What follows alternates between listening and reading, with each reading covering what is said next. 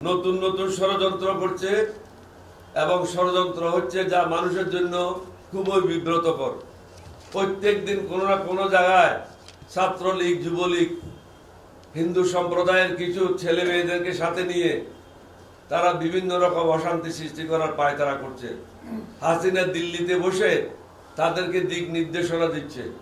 ভারত সরকারের উচিত যে সমস্ত দালাল, যে সমস্ত টাকা লুণ্ঠনকারী, যে সমস্ত টাকা পাচারকারী, বাংলাদেশের অর্থনীতি ধ্বংসকারী, বাংলাদেশের শান্তি শৃঙ্খলা ধ্বংসকারী ভারতে আশ্রয় নিয়েছে, বন্দি চুক্তির বিনিময়ে তাদেরকে বাংলাদেশের কাছে অনতিবিলম্বে হস্তান্তর করা উচিত।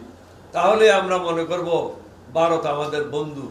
না হলে আমরা কখনো মনে করতে পারবো না তারা আমাদের বন্ধু, কারণ তারা জনগণের শত্রুদেরকে জায়গা দিয়েছে।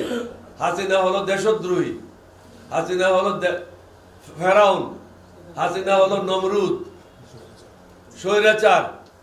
তাকে কোনো অবস্থাতেই আপনারা নতুন বধূরূপে ওখানে গ্রহণ করতে পারেন না।